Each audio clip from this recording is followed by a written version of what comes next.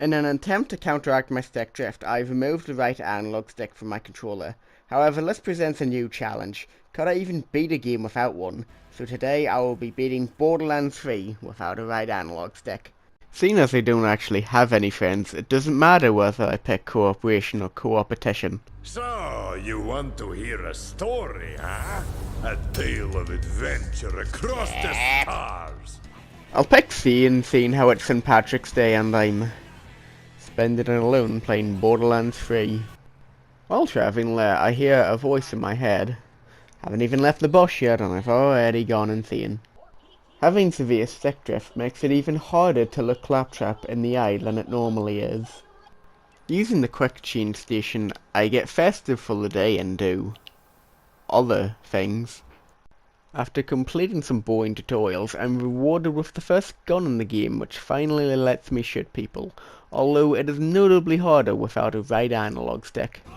Not wanting to die to the first boss, I shiv with bullets.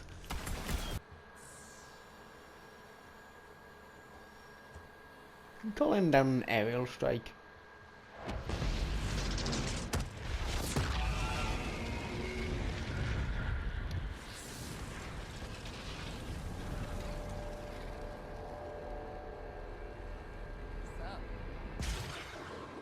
I'm gonna be honest, I would have preferred the aerial strike. Zian meets Lilith, who he seems oddly chill with considering she killed his brother. I talk to Lilith and feel the 14th objective the game has given me. Zian's abilities will shoot enemies automatically, meaning they can kill things more efficiently than I can. Lilith is looking for a physical map because she's not actually smart enough to understand Google Maps.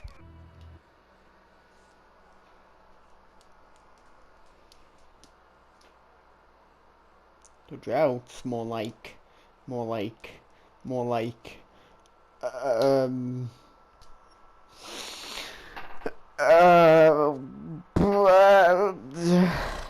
fuck, I'm too stupid.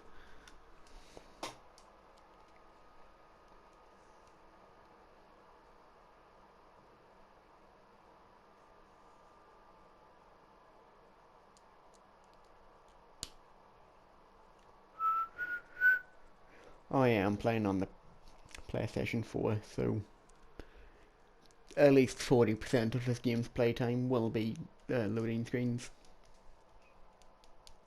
Which gives me more time to think about my life choices and how I ended up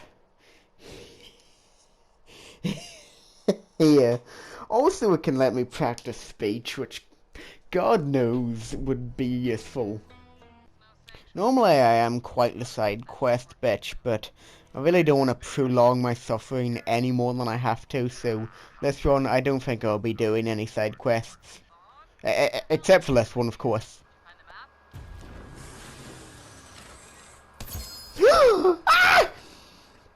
I made my way through some CUV playing the game like a bloody cover shooter.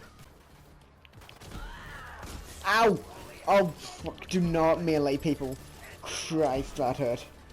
My first order from the commander was to find a guy in his underwear hanging upside down.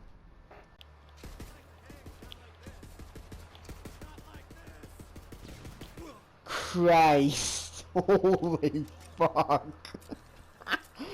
Oh god. After Vaughn told us where to get the map, Lilith sent me to someone with considerably more clothes on. Seconds after meeting Ellie, she immediately tells me to commit Grand Theft Auto. The map is in the Holy Broadcast Center, and Lilith sends me to go get it because she's got all the things to do, apparently.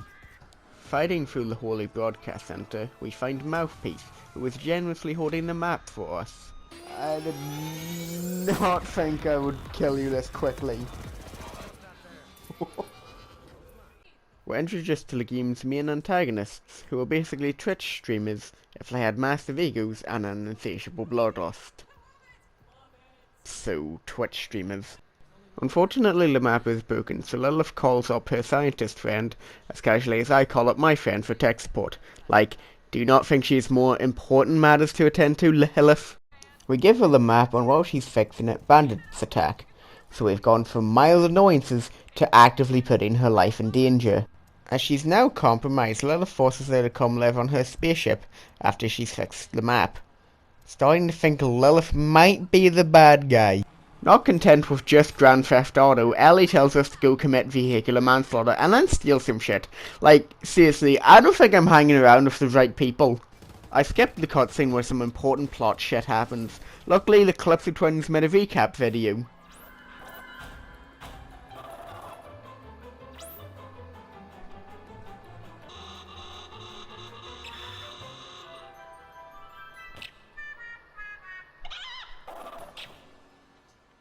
This is where Zane comes in handy, as I can just use my abilities and then run past the enemies.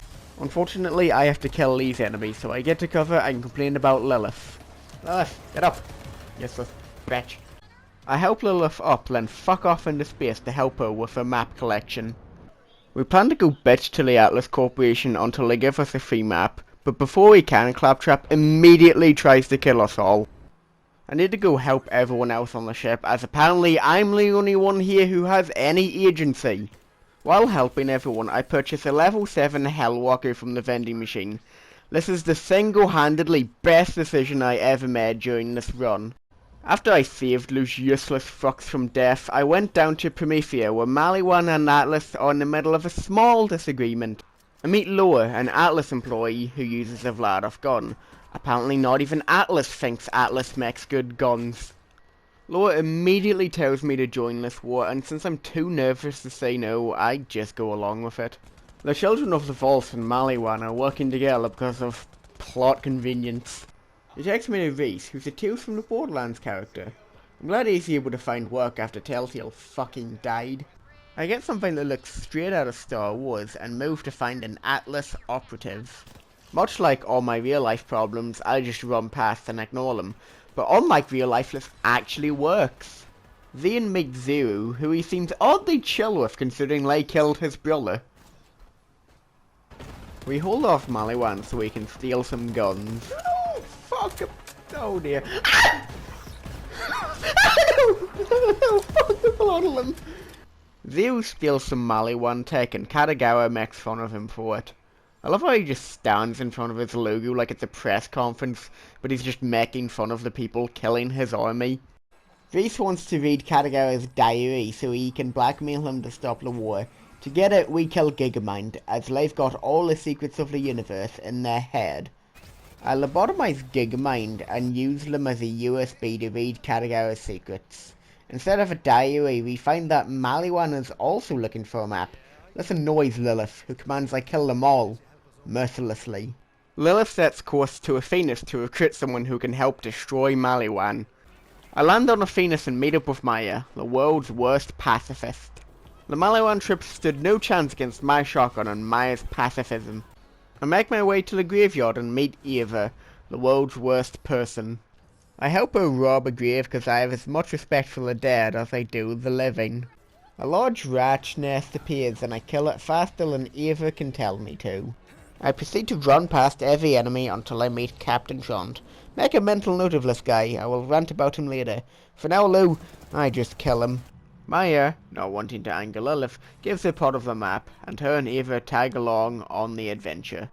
After our brief expedition to Athenas, Reese informs us that Katagara has a space laser pointed at his house. Personally, Lilith couldn't care less if Reese dies, but the laser is being powered by a part of the map. Somehow. Skywell 27 is just a bunch of mobbing sections, so I just killed a lot of Maliwan. But it was the first part of the run that I died, if you don't count falling. No! Go! No! God damn it. Reese hacks a pleasure sphere to give us emotional support as we make our way to the big fuck-off laser. I need to destroy a firewall, but it's being guarded by some tough-looking Maliwan mechs, so I used the tactical strategy of running like a bitch. I finally got to the laser, but it's being guarded by some mechs I have to kill. After definitely not dying to the mechs more times than I'm willing to admit, I blew up something of Katagawa's. I don't remember what, but he seemed pretty upset about it. In his rage, Katagawa sent up his ball to try and kill me. Its ball is quite large, so my hindered accuracy isn't a problem, but the massive spike damage is. I ended up mainly running around and using my abilities to deal damage, but with enough effort, I was able to give Katagara an orchiectomy. I nabbed the second part of the map from the laser and reported back to Lilith, who is interrogating Reese on where the final part of the map is. He reveals that he's been keeping it in his back pocket, but he's willing to part with it. Lilith tells us to get the map from him, violently if necessary, so I head down to Atlas HQ. Malawan is still trying to kill Atlas, but despite them being over double the level of my shotgun, it still pretty easily wipes them out. Katagara puts on his best Zero cosplay and tries to kill Reese. The Katagara boss fight involves him spawning several clones of himself that try to attack me. Fortunately, he challenges the Intellis, like challenging a fish to sit in a barrel instead of swimming. I insult Reese's mustache and deliver the parts to Tanis. After sellotaping the parts together, we discover that there's some important shit beneath the train station, so me and Maya head out to find it. To get to the station, we drive a car over to it and some songs start playing. Maya calls them classics, despite them being the 4 most obscure songs in the world. We reach the train station, and much like real life train stations, it's filled with psychopaths who want to stab you. Once we've fought through the train station, we get to a large cavern filled with aliens whose only purpose is to protect the vault. I don't know why they built a key for the vault if they're just going to attack anyone who tries to open it, but alright then. There's a lot of these guardians, but Maya is pretty strong, so it's going to take a lot more than that to kill her. Turns out they're guarding the nether portal. I instinctively light it, but this piglin looking bastard comes out. Now I haven't played much of the nether update, but I'm liking this new direction. Now fighting an ancient monster without a right analog stick sounds hard, but this shotgun that's 12 levels lower than it is able to melt its health bar pretty quickly. By doing some simple kiting, I was able to take it down. Unfortunately, some bitch doesn't know how to follow instructions, so she tagged along. I head to the nether, mainly to get away from Eva, and start looting the chests, and get a handsome jackhammer, although this gun will not bring me good fortune. I'm told to start mining iridium ore, which is looking a lot better after the Caves and Cliffs update. While I'm busy looting shite, the main antagonists teleport over to Maya and Eva. I'm not sure if I've ever explained why they can teleport. Well, they can. Tyrene and Maya start taking hostages, but then Troy fucking absorbs her and steals her powers. Eva the Grave Robber wastes no time and immediately steals the class mod that Maya drops. After Maya's tragic death, I take Eva back to Sanctuary 3 and we have the world's worst funeral. I would mourn her death, however this is the quest to give you the cloud kill, so it's hard to feel sad. Lilith senses there's more maps on the planet Eden 6, so I head off to meet someone very important. I love crackers!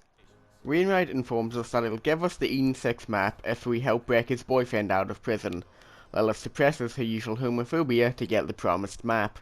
Wainwright said he hired professional mercenaries to help, but it's just Brick, his husband, and their adopted child. The enemies here were tough, but no match for my cloud kill and Brick's fists. I meet Tina and she asks to help me make and deliver a pizza for the guards to see if we can make them switch sides. Yeah, that's about my average Domino's experience. Time to fight the Warden. Cold lap because choosing a name they haven't chosen before was just too much. Now the Warden's a Goliath, meaning he can level up from killing things, including my clones, so I didn't want to use him for this fight. Luckily a lot of his health bar is yellow, so I'm cloud kill. Once the Warden's dead, I'm able to free Hammerlock, and he explains how his sister has taken over Jacobs as the CEO. But she's contracted me, asking me to switch sides, and my loyalty can be bought with crackers, so I plan to discuss payment with her. Unfortunately, Aurelia betrays me in record time, so I get phase locked by Troy. Troy starts spouting exposition that'll go nowhere until Wainwright rudely interrupts him. Now after my planned betrayal of Wainwright, I feel like I should make it up to him, so I go to find, in my notes it says, name obscure album here. Yes, my notes are written on paper. I massacre my way through the manor until I meet Billy. Now Billy's got a bit of a bruise on his skin and he can fucking teleport. Anyway, I killed him. It's kinda what I do in case you haven't caught on yet. I scavenge the depths of the manor to find said album and I find it behind a bookshelf. You know, secret rooms behind bookshelves are so overplayed, I'm not sure it'd even work. Like, if you see a lone bookshelf, especially in a manor that has its own fucking library, I'd think it'd be quite suspicious. I steal Hip Hop Parade 2017 whilst committing vandalism and head back to Wainwright. He says to fight back against the Children of the Vault. I've just realised I've never explained who the Children of the Vault are. Well, it's a bit late now. Anyway, I go to the town of Alliance, which has a motel, a petrol station, a shed, and a saloon with one house. Well, I've been to countryside towns with less. A smuggler named Clay helps me take back the town and free some prisoners. Take note of that, it'll come up later.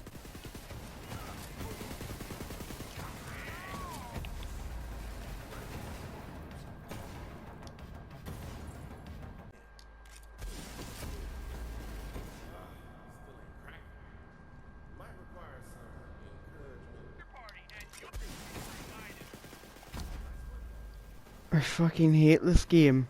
We kill about 6 times the population of this town worth of bandits just to turn on the power, which activates 2 vending machines.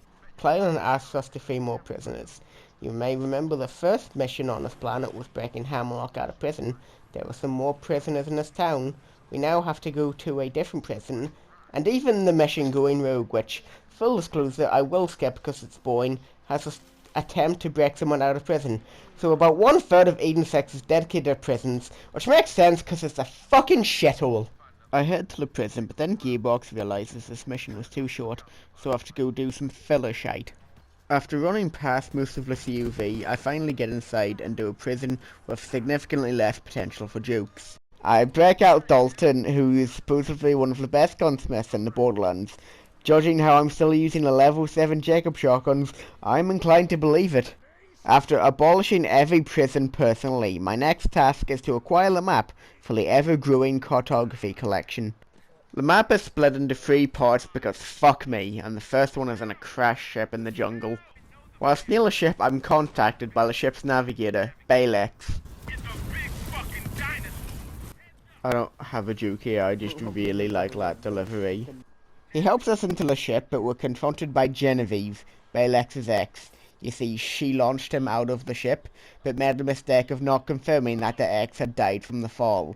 Let me tell you, you only make that mistake once.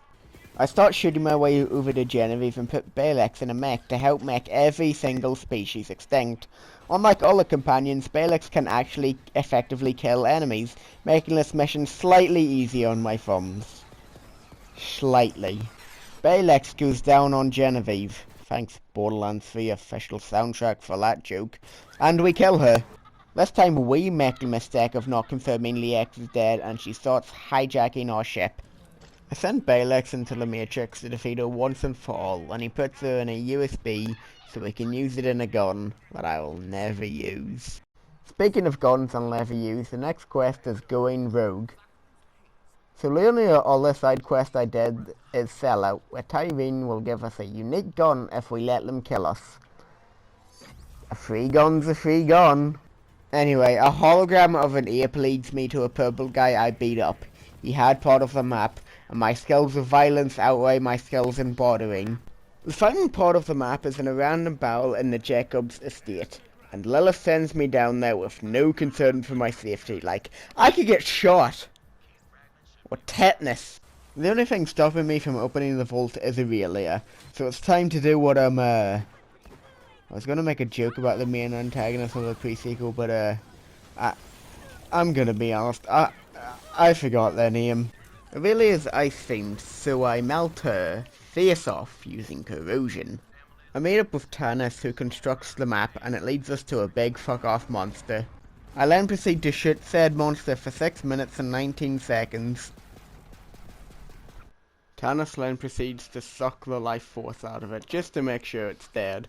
After I'm done loading the guns that are 5 levels higher than me, Tannis gets kidnapped right in front of me.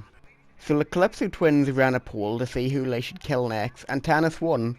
Interesting, because he's actually relatively low down on the list of Borderlands 3 characters I would like to kill. To get into the place where they're holding Tannis, I need to have a cool car. Like, they won't open the door, not because I intend to kill them, but because my car is shite. I go and steal a better car, and they actually let me in. The CUV plan fails, because they hired a car guy to guard the gate. This gives me access to Carnivora. So like, is carnivore a play on carnival and carnivore? Or car and vor? Anyway, it's a big ass float, I guess. It's really annoying to get into, but I fucking power through and get in. After taking out my anger on the entire technician department, I get a preview of the upcoming Borderlands movie. To save Tannis, I need to destroy the Agonizer 9000. Does that mean there was 8,999 previous Agonizers, or...? After I take out the Agonizer 9000 and its Iridium core, Tannis reveals she is now a Siren. Now, Borderlands 3 implied that when a Siren dies, they can give their powers to someone else, and Tannis implies that Angel gave her the ability to fear shift. Why the fuck didn't she give it a gauge? She was in the control core, Angel, and the only one there eligible to become a Siren. And to make it worse, the ability is Phase Shift, an ability that we just saw gives the user control over metal contraptions. So why she give it to a scientist with a Vault Hunter with a metal arm that lets her summon a robot is beyond me. So anyway, I saved Tannis. The Crimson Raiders decide that they should attack the CUV directly, but they need to shut down their defenses first, so I have to do the mission Angels and Speed Demons. Fuck, I've already skipped a mission in this video. Ugh. The mission starts with us defending Roland's Rest from bandits. Who's Roland? Him. Then we try to assault the CUV Cathedral. I don't know enough about religion to make a shitty joke about that, but we can't due to their turrets. So Tannis tells us to get her a Iridium amplifier so she can use Phase Shift and turn off the turrets. To get the amplifier... You don't care. I beat the mission on my thumb, so let's move on. I'll just skip to when something interesting happens. Oh, Troy Phase locks the moon. Phase lock is strong enough to affect the moon, and Maya still dies to Troy?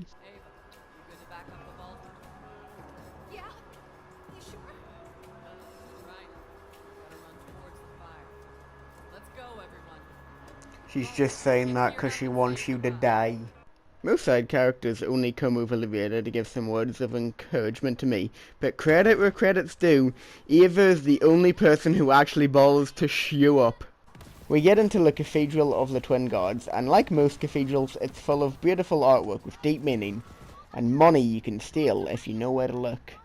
Troy is showering himself in slag, not the most appropriate activity to do in a cathedral, so me and my level 7 shotgun go and have a word with him.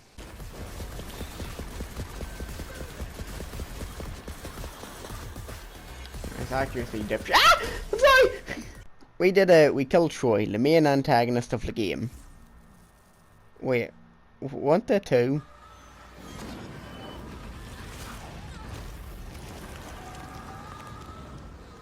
Well, being put out of my misery seems like a fitting end, but I can beat Borderlands 3 without a right handler.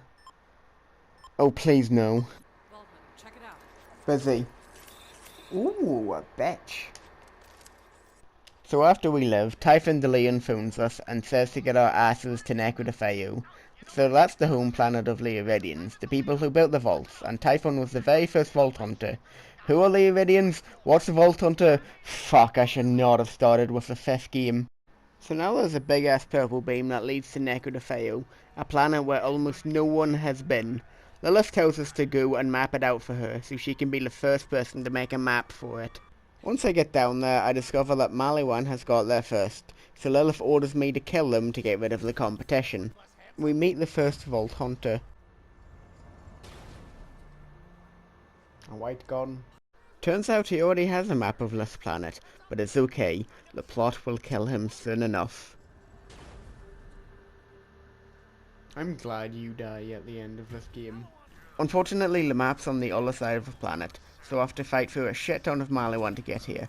I'd asked how I found this place, but if I saw a big fuck off purple beam in the sky, I'd follow it too. I come across General Trant. If that name sounds familiar, that's because I killed Captain Trant all the way back in Phoenix, so they just recycled the same boss fight. Fun fact, in the Halloween event you fight Captain Haunt, because fuck you. While making our way to the key, Tyrene joins in on our conversation. Have the Crimson Raiders and CUV been on the same network this entire time? Well, she reveals that Typhon's her dad and touts on me for killing Troy. Immediately after coming to terms with the fact that I killed his son, I desecrate his wife's grave right in front of him. She had the map with her. Now it's Lilith's. Now that Lilith's cartography collection is done, we can move on to less important things, like saving the universe. Tannis believes that we can use this Iridian machine to try and stop Tyrene. Unfortunately, this planet-sized machine is powered by one small red rock. Also, Typhon dies. I confront Tyrene and... fuck, I never explained who the Destroyer was. Turns out you can beat Borderlands 1 without a right analog stick. Tannis tried to use this huge machine to stop Tyrene, when really she just should have used a level 7 Jacob shotgun. With Tyrene dead, Lilith gets superpowers and kills herself blowing up the moon, killing thousands of residents of Elpis. I'm not going to explain why. Well, turns out I can beat Borderlands 3 without a right analog stick. You can fuck off now.